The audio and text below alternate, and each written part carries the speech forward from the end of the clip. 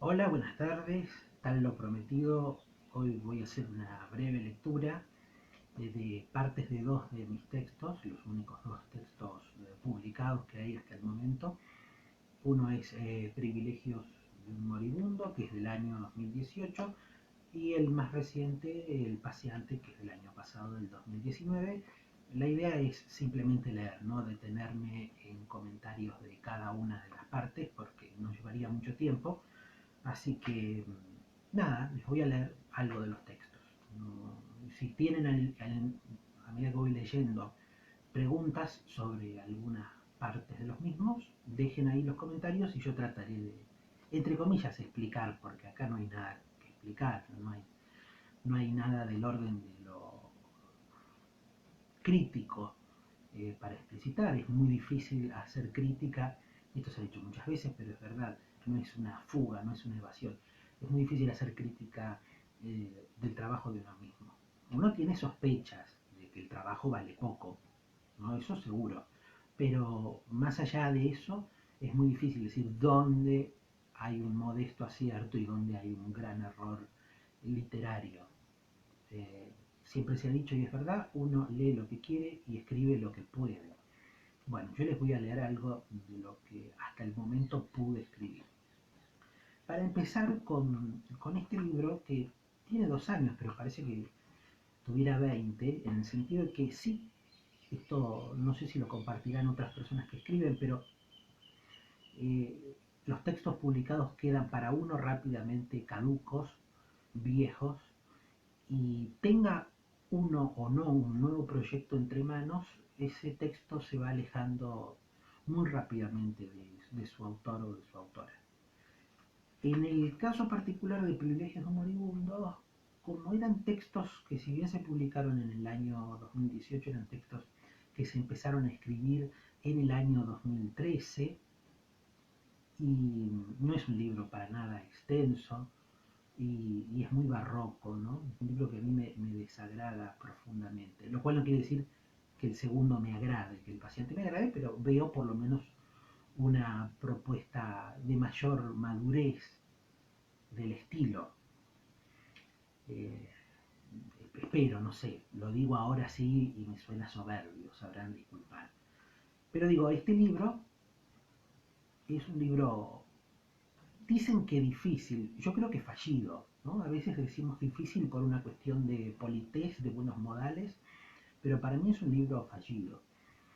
Y bueno, les voy a leer algo de este libro fallido. El título, no sé si requiere alguna explicación o no, Privilegios de un moribundo. Eh, yo esbozo en el epílogo alguna explicación posible, pero más pensando en el lector que en mí. Y no sé si el lector, eh, la lectora, necesita que yo elucide el título. Lo que puedo contar es que yo tuve primero el título antes que el libro, pero mucho antes. Tenía ganas de escribir un libro que se llamara así. Luego vino el problema del contenido y ustedes podrán decir, bueno, ¿por qué no se quedó con la idea del título y lo dejó ahí? El haber dotado de un contenido un poco ad hoc a ese título, tal vez sea lo que revela el carácter fallido del texto en mis propias palabras. No, yo que yo estaba en Rivadavia y Puan, voy mezclando un poco con anécdotas porque sé que es lo que más disfrutan de mí, es el anecdotario más que una prosa, porque evidentemente yo soy muchísimo mejor contador de historias que escritor de historias, pero muchísimo más. Yo estaba en Rivadavia y Puan, en un bar con un amigo filósofo, Gustavo Romero. Puedo nombrarlo porque tengo permiso, eso también en el paciente fue una dificultad, a quién nombrar, a quién no, pero en general he pedido permiso. Y estaba en ese bar y yo le dije, mira, quiero escribir un libro así y así. Él es un conocedor muy profundo de la obra de Nietzsche, de la obra de los franceses contemporáneos como Foucault, Deleuze, y ahora es un gran experto, probablemente el más grande que tenga Argentina, en el filósofo rumano-francés Emile Cioran. Y la consulta era pertinente porque él habiendo estudiado a enormes maestros del estilo, como en el caso de Nietzsche y de Cioran, textos breves, de cierta forma aforísticos, le dije, mira, me gustaría escribir algo, no en esa línea, porque ya tenía claro que no me iba a salir tan estúpido, no era, pero digo, algo en esa línea, no me desalentó, y yo me responsabilizo de haber seguido en la senda de querer escribir Privilegios de un moribundo, eh, a pesar de que sabía que no iba a ser para nada un libro como los de Cioran. Yo no había leído mucho a Cioran a principios del 2013.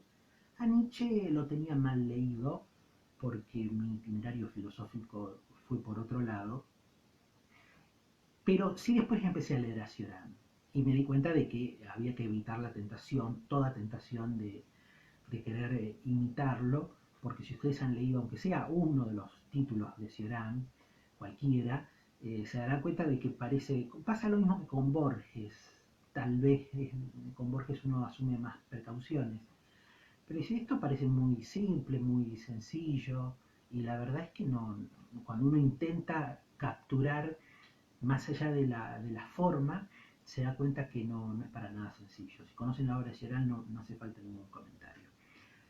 Y, pero bueno, el título tiene un poco, ¿no? Privilegios de un moribundo, suena un poco como algo cioranesco, pero confieso que no fue, si es así, no fue un plagio deliberado, porque yo en ese momento recién empezaba a leer a Cioran. El texto, digo, yo seleccioné algunas partes para ser concreto y no excusarme más. En la página 24, que sería el aforismo, es muy discutible también que estos textos sean aforismos, pero es simplemente un acuerdo, un diccionario que vamos a establecer entre ustedes y yo para que nos entendamos, pero no creo que sean todos al menos aforismos. Pero el aforismo 17, en la página 24,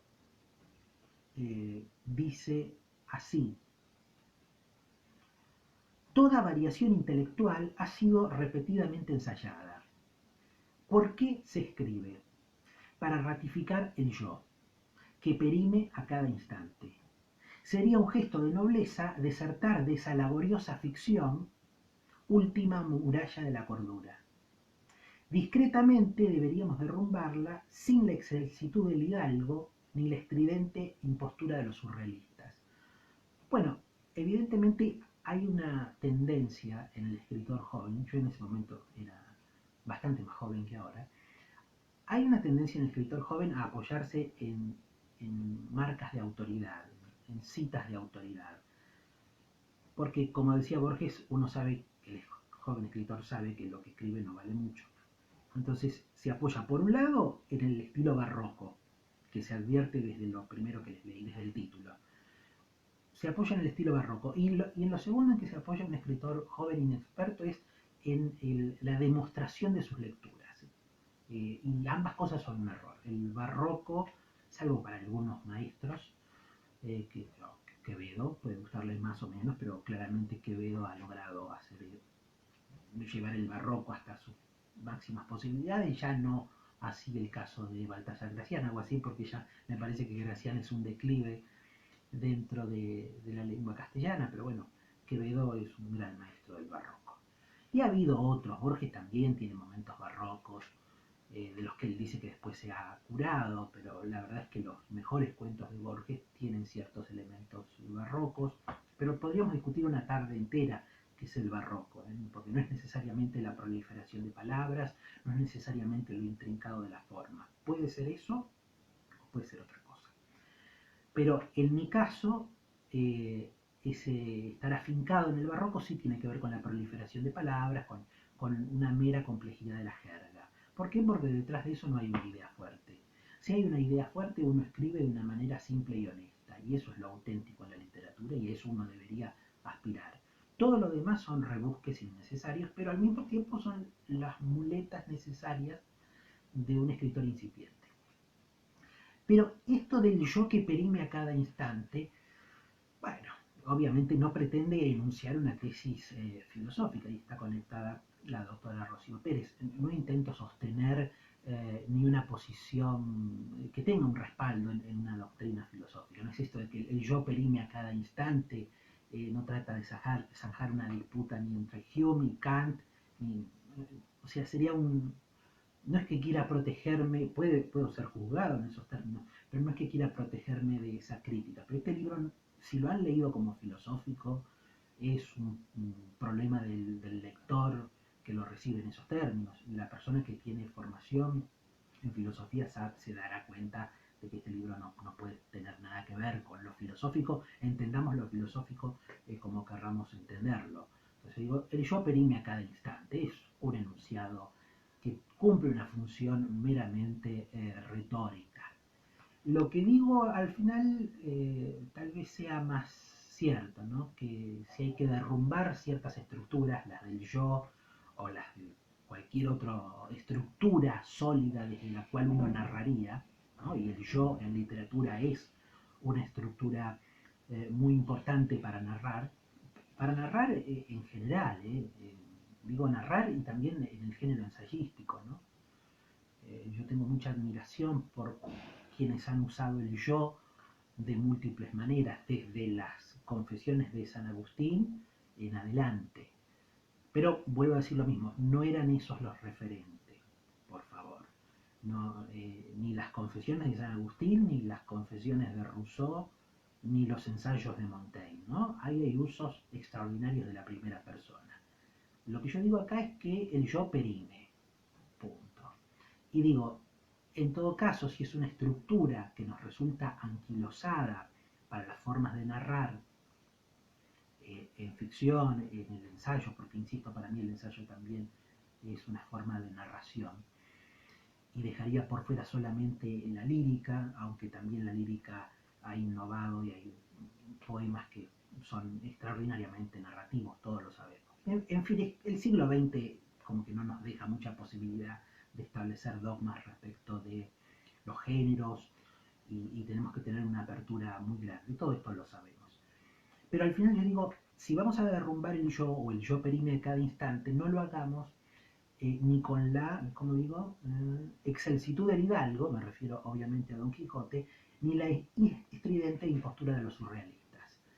Bueno, no sé si estoy de acuerdo con eso, no sé si hasta qué punto Don Quijote realmente refuta el yo, eh, asumiendo creo que la locura sería una refutación del yo, lo cual no necesariamente es cierto, todo lo contrario, puede ser una ratificación muy exacerbada de esa primera persona. En el caso de Don Quijote pareciera ser esto último, ¿no? Es un yo fuertísimo. Y en el caso de los surrealistas, hablo de la estridente impostura de los surrealistas, tuvo una relación complicada con el movimiento surrealista, que también es de difícil precisión, porque decir movimiento surrealista no significa nada a secas, ¿no? No es lo mismo en literatura, no es lo mismo en pintura, no es lo mismo en cine. Pero digo, sí encuentro algo con la distancia del tiempo, sobre todo en Dalí, con quien yo tengo una relación de lectura de los diarios de Dalí, Diario de un genio de Dalí, me parece una obra extraordinaria, pero uno advierte que en todo ese ingenio también hay una impostura y que todo ese intento de derrumbar esas estructuras, sean las del yo o cualquier otra, eh, tiene algo de escándalo muy premeditado. También tiene mucho de ingenio auténtico, pero conviven las dos cosas, para mi gusto, en el surrealismo, la impostura y la genialidad. Bien, dije que no iba a explicar y estoy explicando. Paso al próximo. El 19. El anhelo de apresar el placer de la literatura y sus incesantes variaciones no es destino de escritores, ¿no? Ya es bastante rara la tesis. La torpeza de un tiempo lineal, de sucesivos y rígidos instantes, es la complacencia del mero lector y su nostalgia. Quien tiene por delante la desesperación de dejar algunas líneas, se agazapa en la oculta discontinuidad de la conciencia, del tiempo y el estilo. Creo que lo que quiero decir es bastante obvio, a pesar de la naturaleza oracular de esta línea, que es que evidentemente el lector puede gozar de una temporalidad lineal para leer un texto. prácticamente no hay otra posibilidad, más allá de que el texto nos proponga, bajo por ejemplo el formato Rayuela, leerlo de otra manera que no sea una manera lineal. Pero el lector eh, es sucesivo o habita en lo sucesivo, la lectura habita en lo sucesivo, y por lo tanto el lector también. Y digo que ese es su placer, su nostalgia también, ¿no? Sucesivos y rígidos instantes, la torpeza de un tiempo lineal, ese sería el tiempo del lector. Y que en cambio el escritor no tiene esa posibilidad, sino que tiene que trabajar en la discontinuidad, por más de que después ofrezca un texto totalmente en apariencia lineal. Creo que tiene que ver mucho con el tipo de textos que yo puedo escribir, que son fractales, que son fragmentos, y que uno está como un poco angustiado de estar continuamente lidiando con esos fragmentos que cuajan mal entre sí, y que después uno tiene que ofrecer un texto que sea página 1, 2, 3 y que eso se lea con cierta continuidad. Pero bueno, marco la asimetría para mi gusto que hay entre el enorme placer que es leer y el enorme displacer que es escribir. Nada más, avanzo. En la página 26, el aforismo, siempre entre comillas aforismo, 22, dice lo siguiente: los despojos de los hombres simbólicos son arrojados a la devota e imposible historia universal. La literatura es conquista, pero no necesita ser consagrada como tal. Su irónico espíritu no está en el tiempo, sino como en el Dios de yo, en el perpetuo hacerse. Bueno, nuevamente muy oracular por estar marcado por muchas citas de autoridad ocultas. Nuevamente advertirán que la erudición es peligrosísima cuando uno no la sabe manejar en función de un efecto literario. Porque, digo, los despojos de los hombres simbólicos son arrojados a la devota e imposible historia universal. Bueno, la queja sobre la imposible historia universal puede ser interpretada un poco como mi poco amor por las doctrinas filosóficas que descansan en la historia universal como uno de sus fundamentos, básicamente Hegel. Y después digo, los despojos de los hombres simbólicos o hombres simbólicos es un texto de Emerson, como a mí me gusta llamar, el filósofo popular norteamericano Ralph Waldo Emerson, que son distintos, que es como a su vez una versión de los héroes de Carlyle, o una reversión. Pero es la idea de personalidades arquetípicas que nos permiten presentar grandes momentos de la historia.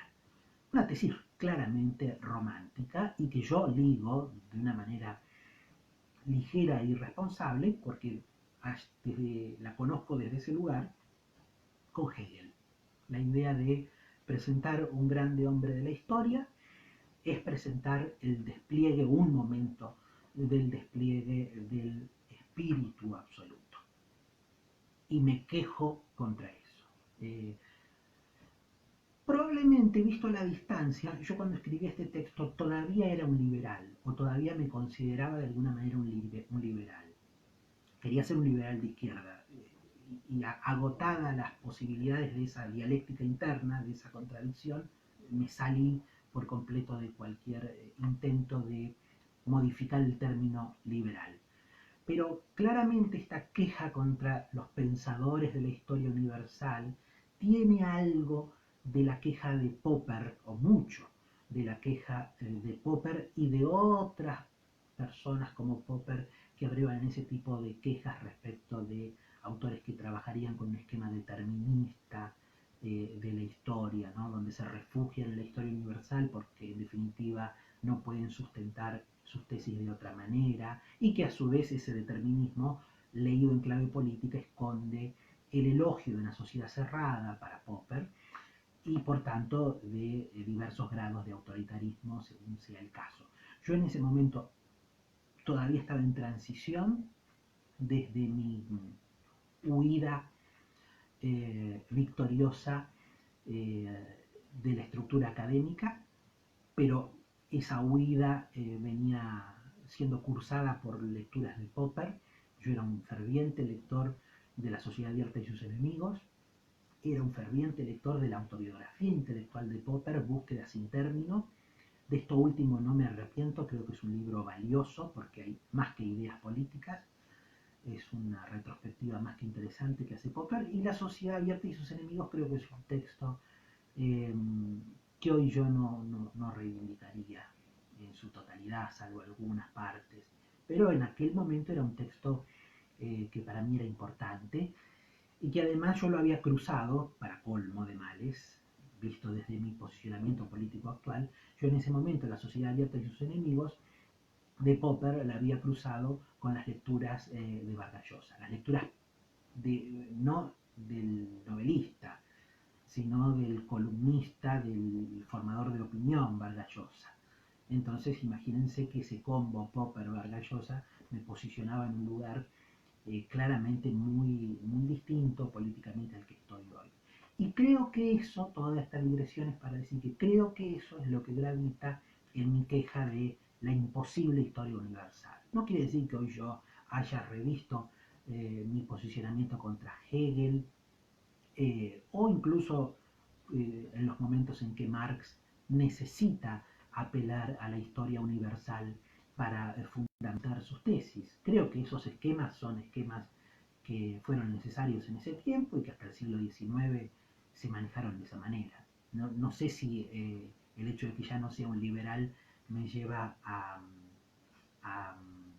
impugnar esta tesis de que recurrir a la historia universal es clarificador. Sigo. Eh, el número 24, en la página 27. Bueno, tengo mucho de escritor anímico. Esto más, porque insisto, no intento, si bien me detengo en referencias filosóficas, lo hago con mucha ligereza, porque ya no es mi campo, no es mi campo. Pero mi campo es el de la literatura, con todas las dificultades y precariedades habidas y por haber. Pero, y cuando aterrizo en el campo de la literatura, en general hablo de estados anímicos, de estados de la conciencia. Quienes hayan leído Privilegios moribundos saben que el término conciencia aparece a cada rato, lo cual también es muy difícil de precisar y justamente invito a no hacer una elucidación filosófica del término conciencia. También es un término altamente técnico. En algún momento de mi formación filosófica la escuela fenomenológica me impactó mucho, pero por favor, cuando lean conciencia no busquen ni a Husserl ni a Brentano, nada. Tómenlo como entenderían los términos de una manera prefilosófica o en el sentido coloquial que le damos a esas palabras, ni más ni menos. Lo mismo cuando aparecen palabras de la jerga de la psicología. eh, Insisto, no lo tomen, no le den una profundidad al texto que el texto no tiene, porque eso crea un enigma que me parece que perjudica al texto notablemente. Bueno, hechas estas aclaraciones, no tengo más que leer, que es lo que no quiero hacer, porque a mí me gusta hablar de las obras y de otras obras, ni siquiera de la mía. Y leerse es algo durísimo, porque no se da cuenta los fallidos, ¿no? El melancólico conoce la auténtica desdicha cuando intenta vencer la profunda inercia de la tristeza. Eso sí creo que es claro y lo comparto. El melancólico conoce la auténtica desdicha cuando intenta vencer la profunda inercia de la tristeza. Milito siempre en contra del voluntarismo excesivo, por decirlo de alguna manera, en contra de la tristeza, ¿no? El salir a cualquier precio de la tristeza. No sé, creo que se entiende a lo que aludo, ¿no? Y me parece que instituye un montón de prácticas forzosas para abandonar ese estado anímico, que es un estado tan legítimo como el de la dicha, ¿no? Y yo digo que el melancólico realmente se vuelve desdichado cuando intenta vencer a como dé lugar la inercia de la tristeza, algo de ese caudal de la tristeza hay que necesariamente cursar o atravesar para hacer un digno melancólico, ¿no? Hay como continuamente en este texto una jerarquización, digamos, los melancólicos lúcidos, de alguna manera, que son aquellos que se percatan de la naturaleza de su propio mal, por decirlo de alguna manera, y los melancólicos que no serían para nada lúcidos, que están continuamente, que sería la figura del desesperado. El melancólico que no es lúcido para mí es el desesperado, que es el que busca salir de su estado a como de lugar y no se permite transitarlo. Y entonces digo, lo vuelvo a leer porque me interrumpo para aclararme, ¿no? Aunque sea imposible. Lo vuelvo a leer sin interrupciones. El melancólico conoce la auténtica desdicha cuando intenta vencer la profunda inercia de la tristeza, como si ésta fuera enemiga de la vida y no su expresión más incuestionable. La melancolía es soportable mientras se mantenga en las calmas aguas del enigma, de la espera y el silencio. Bueno, creo que más o menos queda claro, ¿no? Es esta idea de que hay que transitar los males, no con un afán de superación, ¿eh? Yo no hago autoayuda, por favor, o sea, no hago metafísica, no hago filosofía, pero tampoco hago autoayuda. Algunos dicen que hago autodestrucción, ¿no? Como los que tildan a todos mis trabajos de estar inscritos en una especie de tanatofilia. Bueno, el tanatófilo. Bueno, como me lo han dicho. Bueno, eso tal vez no me agravia, así que no siento la necesidad de defenderme del eventual agravio. Pero creo en eso, ¿no? La melancolía que está en las calmas aguas del enigma, de la espera y del silencio. Bien, avanzo. Y ya paso al paciente porque este libro verán que requiere un tiempo que no tendrán ni ustedes ni yo. Un tiempo y una paciencia, fundamentalmente. En la página 28, en el aforismo 28, digo algo que creo que es más claro que todo lo que he leído. La literatura es lo opuesto a la redención. Quien pierde su tiempo sopesando fines y motivaciones para ejercer un arte tan mezquino se aleja de la dignidad del escritor, de la temeraria confianza en sí mismo. La temeraria confianza en sí mismo es la frase de Emerson, confía en ti mismo. Eso lo ratifico a lo largo de todo el libro, de todos mis libros, y en la columna que ha publicado generosamente el portal Turaur, también en el que se llama El artista y la esperanza. Yo digo eso, ¿no? No digo eso, concuerdo con Emerson. Hay que confiar en uno mismo y hay que rechazar la esperanza. La confianza no es lo mismo que la esperanza es un profundo mal bajo los términos en que ya Nietzsche ha descrito a la esperanza. Y no volveré sobre eso. Pero sí, esta idea de la literatura es lo opuesto a la redención. No busco yo, no desacredito a quienes lo buscan, pero yo no busco una finalidad terapéutica en la literatura, ni un sustituto de mi falta de fe religiosa. Ninguna de esas cosas. No busco ni el sustituto del psicoanálisis ni el sustituto de la fe en la literatura. Busco literatura. Y punto. Bien. Página 30 y con esto nos vamos al otro libro ya después. Página 30, aforismo 31. No es más o menos repetitivo. No es la soledad en sí misma un mal, ya que ella es privación e ingravidez. Comienza a ser malestar cuando simula desaparecer, cuando nos jactamos de estar libres de su silente influencia. Lo mismo que decía de la melancolía, ¿no? Cuando uno quiere exorcizar sus males a toda costa, sin una estrategia, sin cierta lucidez, lo único que va a hacer es profundizar eso que desconoce, ¿no? Es la idea de conocer un poco los males que nos acechan. Insisto, no sé si para vencerlos, eso ya se lo dejo al terreno de la autoayuda, ¿no? Y además, si uno esto lo sometiera, por eso digo que no es un texto filosófico, a una prueba lógica, está saturado de contradicciones. Porque, digo, no es la soledad en sí mismo un mal, ya que ella es privación e ingravidez. Comienza a ser malestar cuando simula desaparecer. ¿Y cómo simula desaparecer si es ella misma privación e ingravidez? Dice, cuando nos jactamos de estar libres de su silente influencia. Si es silente la influencia de la soledad, ¿bajo qué términos podemos asegurar que está presente o está ausente de nosotros? No, digamos, está la doctora Rocío Pérez, sigue generosamente conectada. Esto no pasaría, Rocío, vos lo sabés bien, una mínima instancia de significatividad. Pero vuelvo a decir lo mismo, este texto no fue escrito ni por un positivista lógico, que ya no creo que no quedan, estoy seguro que no quedan, ni para un positivista lógico, es simplemente un uso de la retórica que busca crear con más o menos fortuna un impacto en quien lo lee, pero insisto, no busco ser consistente. Tampoco busco ser contradictorio, pero me termina sucediendo más lo segundo que lo primero. Dejo aquí, tengo más, tal vez uno de los más avanzados en el sentido de los últimos del libro, de la mitad del libro, sin esperanza de mejoría, pero simplemente para corroborar eso. En la página, a ver cuál había seleccionado, 60. El número 96. 96. El desdichado que se ha vuelto cómplice de su desgracia deberá honrarla volviéndola tan falsa como la obscena felicidad. Cuán auténticos son los males que nos definen. Proclamar el advenimiento de la serenidad desde el sufrimiento es tan necio como aceptar paulatinamente la existencia de Dios.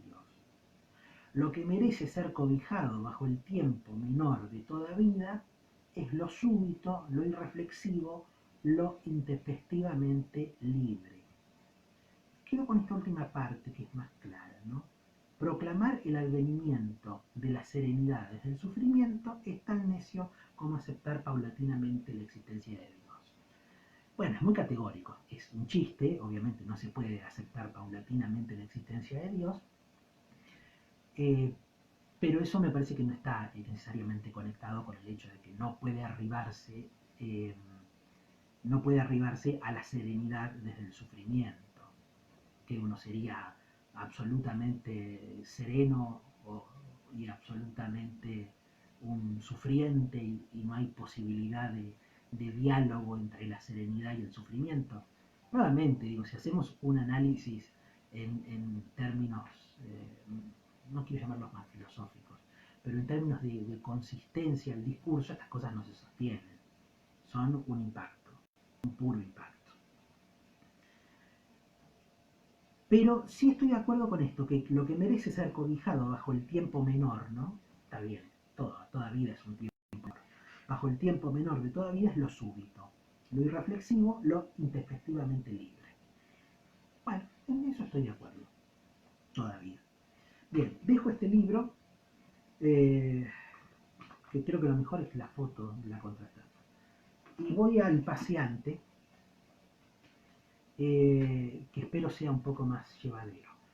Este libro, que algunos tendrán, otros todavía no tendrán, no es una invitación a la venta, no estoy promocionando nada.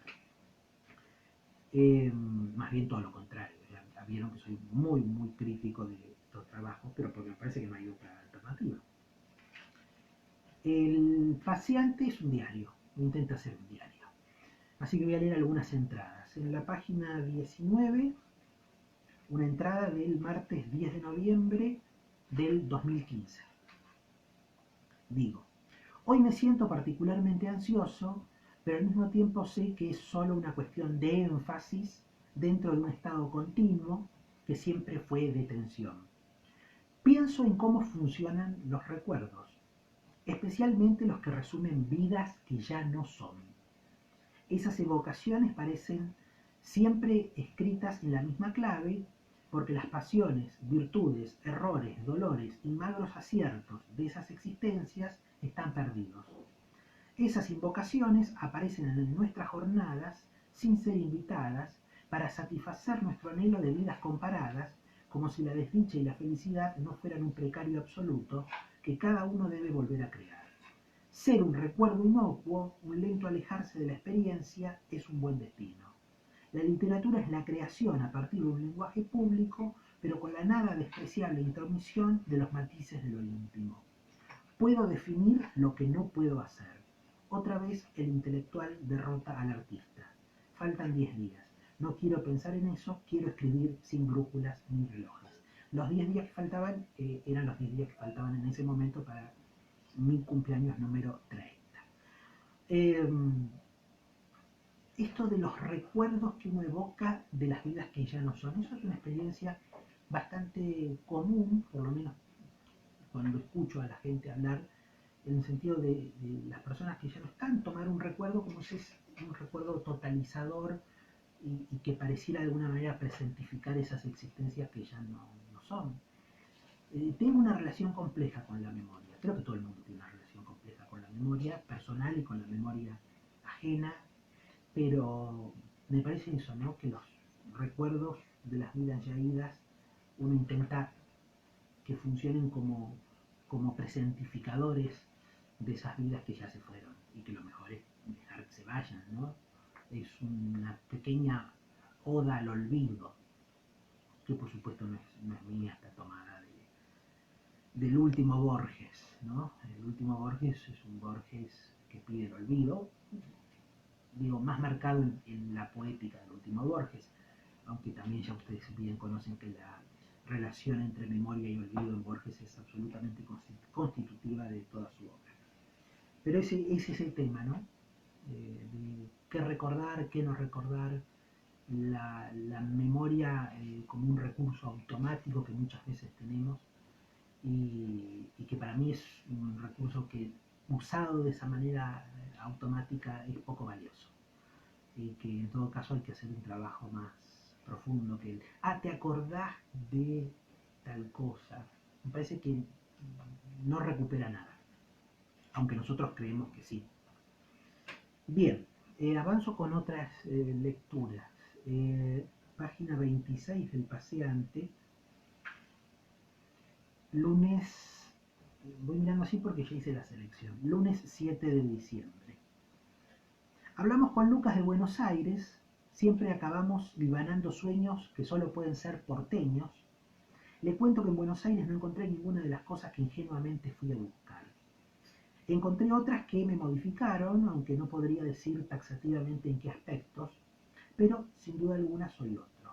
Las noches en las que caminaba, casi sin levantar la mirada, con las manos tiesas en los bolsillos, por debajo de la autopista sin rumbo, pero siempre pasando por la esquina del bar en San Juan y Boedo, buscando algo que no fuera la silueta de la soledad.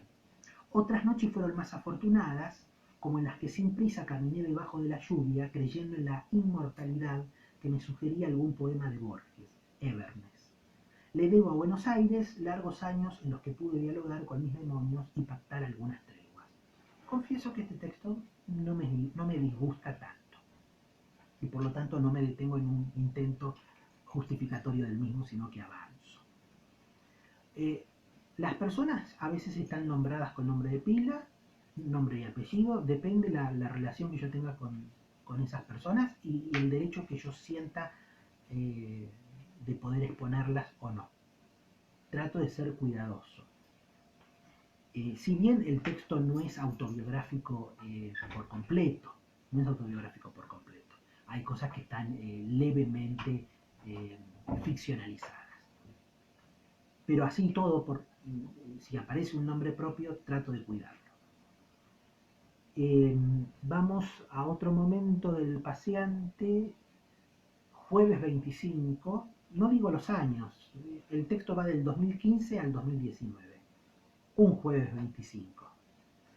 En la página del paseante número 42, para quienes tengan el libro, que insisto no son muchos, porque el libro no se vendió para nada, o muy poco. No me quejo igual, es lo justo. Jueves 25 de mayo. Busqué hace un par de semanas el ejemplar de Tokyo Blues por toda la biblioteca. No estaba. Son esos momentos en que me digo que presto muchos libros. El autorreproche encontró su límite natural en alguna otra forma domesticada de la autoflagelación que se me haya cruzado por la cabeza en ese momento. Releyendo Respiración Artificial, de Ricardo Piglia, para la charla del viernes, me acordé que ese Murakami, el autor de Tokyo Blues, lo regalé hace 8 o 9 años. Se lo presté a una chica de Filo, así llamamos a la Facultad de Filosofía y Letras, se lo presté a una chica de Filo y después se lo regalé porque me parecía que tenía algo de Naoko. Bueno, tal vez eso sea simplificar demasiado los hechos. No llegué a la conclusión de que ella podía ser Naoko de una manera casual. Sucedieron otras cosas. Puan, es otra de las formas que tenemos de nombrar a la Facultad de Filosofía y Letras de la UBA, Puan siempre ofreció muchas formas del autoengaño. Todos los que hemos caminado esa cinta de Moebius lo sabemos.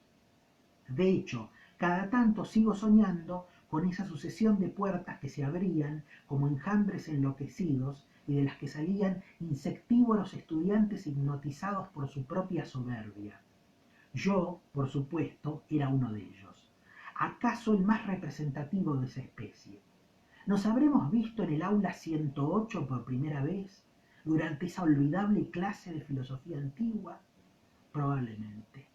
Verse es una manera de decir. Yo me percataba de masas que se movían. No creo que en aquellos años fuese capaz de concebir la existencia de otros individuos, mucho menos de interlocutores. Los que me conocieron en aquel tiempo saben hasta qué punto era excéntrico y repulsivo. Ella tampoco me consideraba de otra manera. No la culpo. No tenía razones para innovar en un juicio tan filosóficamente bien fundamentado. Por alguna razón, que siempre será un misterio, ella decidió hablarme. Era un sábado por la noche. Interrupción. Contar esta historia requiere un permiso que debo pedir. Me gustaría ser más inescrupuloso, ser más escritor. Si lo obtengo, tendrán la otra parte de la historia. Y yo también, porque fue a partir de ese momento que la ficción se apoderó burlonamente de mi vida. Esta indagación puede llevarme hasta el último momento real de mi existencia. Pensándolo bien, no sé si quiero un sí por respuesta. Como advertirán sin mayor esfuerzo, es la historia de un amor trunco no correspondido que efectivamente sucedió hace muchísimos años en ese contexto de las primeras clases de filosofía antigua, y es verdad que el texto Tokyo Blues de Haruki Murakami funcionó como un elemento de esa conquista trunca, pero al menos para los involucrados en la misma nos queda el grato recuerdo de haber leído ese texto cuando éramos muy jóvenes. Es un texto que vale la pena. Yo he comentado en reiteradas ocasiones Tokyo Blues de Haruki Murakami porque me parece un texto bellísimo. Bien, avanzo. ¿Qué leí? El jueves 25 de mayo. Un 6 de agosto, página 55 del Paseante, que por lo menos se deja leer mejor que Privilegio de un Moribundo. A ver si esto vale la pena ser leído. No, me parece que no. Como decía Ricardo Piglia, él con derecho, decía, nada de lo que estaba preparando su diario, y eso está filmado por Andrés Vitela en un film que les recomiendo mucho, que se llama 327 cuadernos, que es el film en donde se muestra cómo Piglia pasó los diarios de cuadernos a la computadora y cómo mueren durante esa transcripción.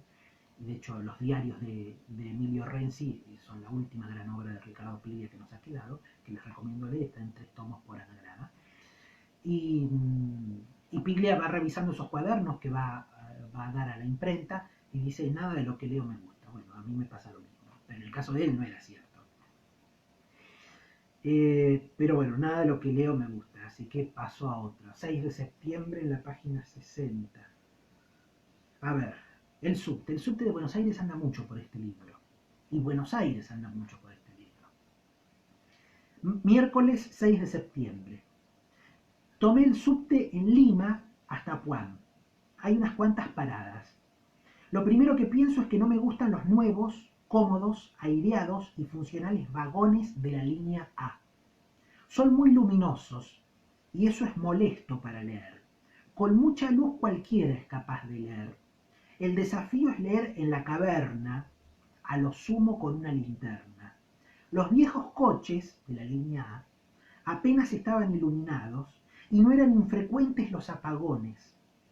Ejercicios de prestidigitación que cambiaban algunos elementos de la escena. No obstante, algo permanecía invariable. Los lectores nunca se anoticiaban de que la luz se había ido. Recuerdo perfectamente que una mujer de unos 30 años estaba leyendo El proceso de Kafka. Iba por la página 132 cuando la luz se disipó. A veces no llegaba a desaparecer, sino que se convertía en una neblina amarillenta. Cuando la luz regresó, ya estaba en la página 134. Evidentemente esa mujer había entendido de qué se trataba la lectura. En aquellos años yo empezaba a fascinarme con los textos de Ricardo Piglia y llevaba a todas partes el último lector.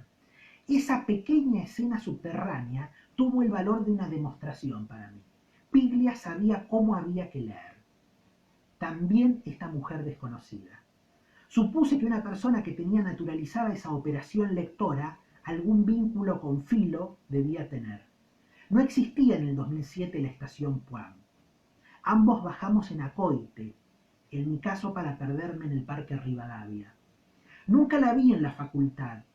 Lejos de decepcionarme, confirmó que era una lectora que no necesitaba de las supersticiones académicas. En el 2017 no suceden esas cosas en la línea A.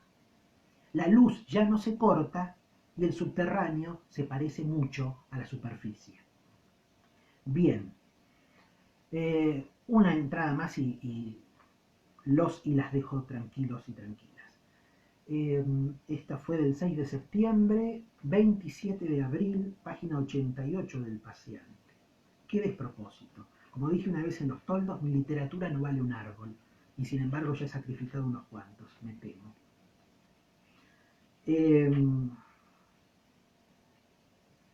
27 de abril, viernes 27 de abril.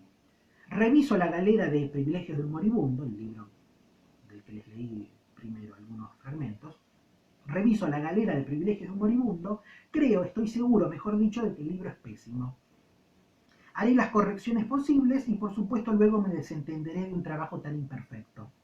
Este diario, falso y perverso, que se escribe con plena conciencia de que será editado próximamente, es un artificio con el que paso el rato mucho mejor que con cualquier otro texto que haya escrito hasta el momento.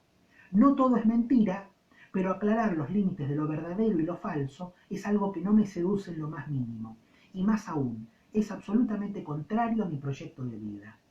Hablé ayer con Antonella Sturla, una amiga y hacedora del prólogo del Paseante, artista, gran artista. Hablé ayer con Antonella Sturla. Le cuento de mis inquietudes teatrales. Se entusiasma y eso también tiene un efecto positivo en mí. Siempre nos encontramos en el encanto de la locura glamorosa, la sinergia misma de nuestras subjetividades. La fantasía de un vínculo predestinado mantiene una amistad que se pierde y se reencuentra a lo largo de los años. Y quisiera leerles, a ver si lo encuentro, sí, ya que está conectada mi amiga la doctora Rocío Pérez, ella aparece nombrada aquí dentro de una serie de agradecimientos, así que voy a leer esta última entrada y con esto me despido, del domingo 15 de julio de algún año, ¿no? Debe ser del 2018 esto, o 2019, 2018, domingo 15 de julio del 2018. Pasé a lo largo de los años mucho tiempo en el subte de Buenos Aires. Mi afer comenzó cuando me mudé en el 2004 y durante más de un año me moví por la ciudad caminando o en subte. Odiaba los colectivos. En mis recorridos diarios para llegar hasta el CBC de Las Heras y Uriburu, tenía que bajarme en Córdoba y Callao y caminar muchas cuadras. Se entraba a cursar a las 7 y el recorrido me llevaba 1 hora. Por lo que el primer coche del día era siempre el mío. Los días de paro del subte equivalían a días libres. Cursar siempre fue una pérdida de tiempo.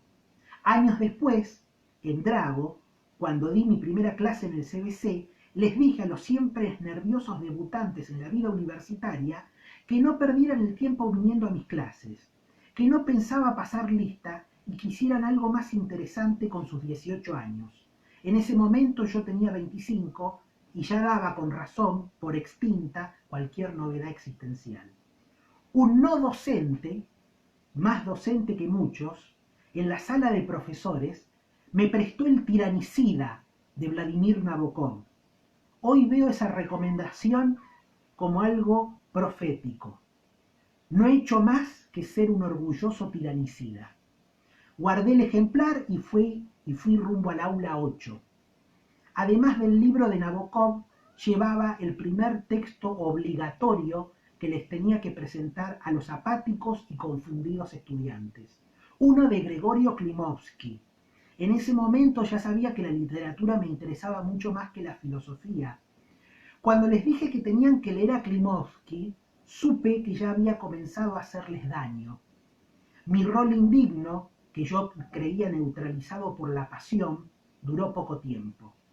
Eso no me exime de haber sido un infame que no se animó a decirles que leyeran algo que valiera la pena. Una cátedra es el mejor lugar para escribir una genealogía del autoritarismo, el autoengaño y la decadencia. Y viene una pequeña postdata, un postscriptum. Soy injusto con Gregorio Klimovsky. Sus memorias, mis diversas existencias, me permitieron empatizar con su innegable legado. La valoración del mismo forzosamente me excede. De esos pocos pero intensos años de trabajo en la cátedra de Introducción al Pensamiento Científico, rescato la amistad con el doctor Bruno Borge, quien marcará la epistemología argentina como lo hizo Klimovsky, aunque no es improbable que su notable lucidez lo lleve a realizar contribuciones tan sustanciales como las de Mario Bunge. También quiero salvar de mi ingrata malicia a la doctora Nelly Gentile, la doctora Susana Lucero, la doctora Adriana Spers, la doctora Rocío Pérez y el doctor Roberto Azar, que en distintos momentos supieron bien aconsejarme. No es mi intención que mis discutibles impresiones de aquellos años terminen por cobrar la forma de un agravio personal, pero reivindico la potestad literaria de recrear libremente mi sinuoso pasado. Bien, Rocío, no sé si hago o no hago justicia a aquellos años, pero esto es lo que está escrito en el libro y ya que estás conectada en estos términos sos mencionada, con mucho cariño por mí. Bien, no sé si quieren que lea algo más, tienen preguntas, algún comentario, tal vez les lea una entrada más. A ver, hay una sobre la cárcel, está conectado Tito de Micheli, un gran abrazo Tito para vos, para Adriana, en este momento difícil familiar que ustedes están atravesando. Voy a leer una historia de la cárcel. Yo trabajo en contexto de encierro desde el año 2017 y hay una pequeña historia de la cárcel. El contexto de una clase de sociología en primer año, de la extensión del CENS, ahora CENS número 453, en ese momento Escuela Media número 8, Padre Carlos Mujica, ayer y hoy, en la extensión de esa escuela que funciona en la unidad 16, primer año, sociología. Esto que cuento. Viernes 14 de diciembre del 2018. No sé lo que miro cuando miro las plantas amuralladas del patio lindero al salón. Es cansancio. Uno mira hacia la nada por cansancio. Esa fue mi primera idea, estúpida, por supuesto. El cansancio es permanente, al menos en mí, por lo que no era una buena hipótesis. Con levantar un poco la mirada se ve a lo lejos una de las torres de vigilancia. Sí, estoy bastante cansado, incluso me siento debilitado, pero esa mirada que no mira tiene otras razones. ¿Cuáles? El fichero de la angustia es tan vasto y desordenado que establecer un orden, una serie de causas y efectos no tiene sentido. Es la angustia, no el cansancio.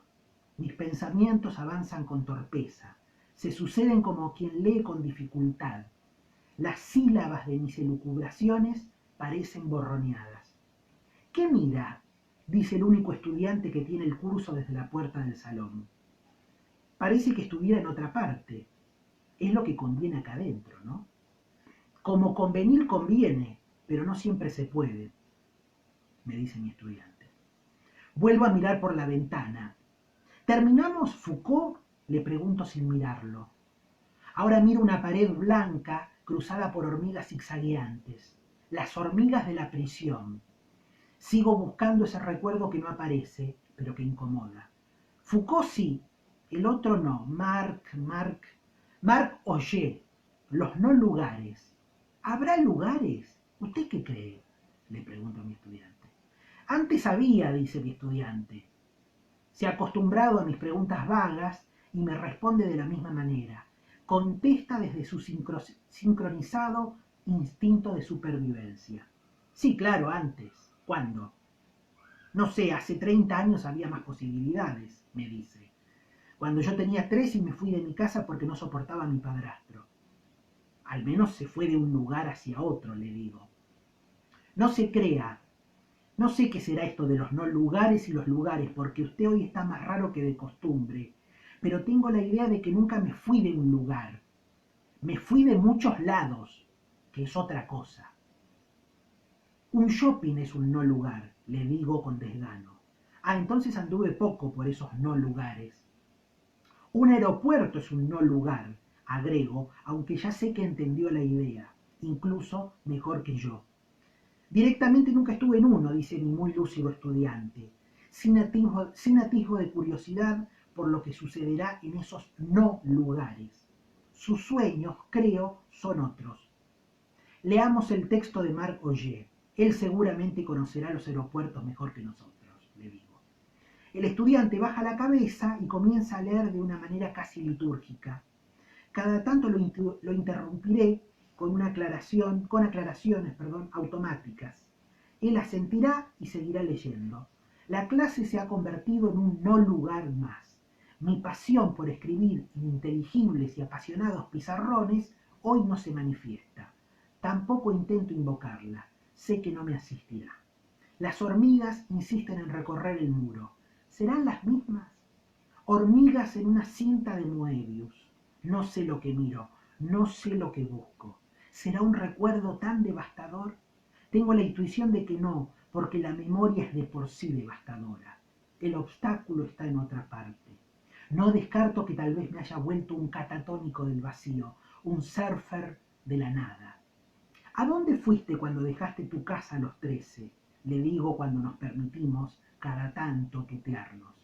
A donde pude, me junté rápido y al poquito tiempo ya era papá. De día trabajaba en un laboratorio. Después, no mucho después, tuve un auto y una casa. ¿Y cómo es ser padre a los 13, tener casa y auto? Me parece tan raro, le digo. Pasó así. Nunca le busqué una explicación. Mi casa era violenta, me tenía que ir, me fui. Armé una familia. Pero entiendo lo que me dice. No creas que te juzgo. Detesto juzgar a la gente. Eso se lo dejo a los hipócritas. Al menos estoy vivo. Todos mis amigos de aquel tiempo están muertos. Me dice, sin pesar y como si fuera mucho más grande de lo que es. Le parece natural a los 43 años ser el único sobreviviente de sus amigos del barrio. Es una historia que, seguramente, ya ha contado muchas veces. Enumera sus muertos y sus desgracias con gran minuciosidad. De alguna manera ya lo estaba juzgando. Es inevitable ser un putrefacto burgués. ¿Será por eso que uno mira hacia la nada? Bien, aquí dejo, les agradezco mucho la paciencia. Saludos a todos y a todas que han estado compartiendo este rato de lecturas. Como verán, la obra es muy imperfecta. Me gusta un poquito más El paseante. Lo prefiero por la tapa, obra de Pilar Jáuregui, me gusta mucho la tapa. Y el prólogo de Antonella Sturla es exquisito. El libro hace lo que puede. En cambio, Privilegios de un moribundo, la tapa también es buena. El prólogo es de Mario Rucabado, un graduado de letras, un gran amigo, traductor de William Blake para Coligüe. Estamos esperando que Coligüe finalmente edite la traducción de Mario Rucabado de El matrimonio del cielo y el infierno de William Blake. Y él escribió un muy cariñoso prólogo para Privilegios de un moribundo, hablando de Spinoza, hablando de Onetti y asociando ambos nombres con este trabajo. Es pura amistad, por supuesto. Les leo lo último, que es de Privilegios de un moribundo, que está en la contratapa, que la puse justamente porque Mario Rucabado me dijo que a él le había gustado mucho ese aforismo. Y dice así, habla de la esperanza. Yo continuamente milito contra la esperanza, no contra la pasión, pero sí contra la esperanza. Lean Nietzsche, me refiero a cómo está tematizada la esperanza en Nietzsche. La esperanza, el desencanto, la vana confianza y la desmesurada traición son las pobres formas con las que juzgamos la realidad fragmentada entre lo posible y lo imposible. La soledad, esa auténtica carencia, nos advierte que no anhelemos los sucesivos, simultáneos y contradictorios hechos que nunca serán una vida. La literatura, veleidosa trama de presencias y ausencias, es indiferente al bullicioso cauce que trae lo vivido, lo devastado. Bien, muchas gracias, eso es todo. Un cariño para quienes han resistido este largo rato, una hora. Es horrible leerse, pero bueno, quería cumplimentar eso, era una deuda, no volveré a hacerlo, no soy de los escritores que se estén leyendo continuamente en público, nunca lo había hecho con en las presentaciones de mis libros hablo de otros autores o hago una referencia general al texto, nunca me dediqué tanto tiempo a leerme en público, me disculpo por esa obscenidad narcisista, espero que estén muy bien, transitando lo mejor posible y les recomiendo mis tertulias donde hablo de escritores que sí valen la pena. Un cariño para todos y todas. Salvo que haya preguntas. Espero, si hay alguna pregunta o comentario, lo respondo. Si no, dejamos aquí. Como se decía en los teóricos del Puan. Dejamos aquí, y siempre dejaban, en realidad nunca empezaban. No, es una injuria. Muchos sí empezaban y eran buenísimos. Otros tantos todavía están por empezar. Eh, no, gracias Luciana Ramírez, gracias Tito de Micheli, Rocío Pérez, Elisa Ricondo, a quien yo le debo tanto de la difusión de mi trabajo en Lincoln, y le debo tanto en general. Marcela Torreblanca, creo que anda por ahí. Muchísimas gracias. Nos estamos viendo en algún momento.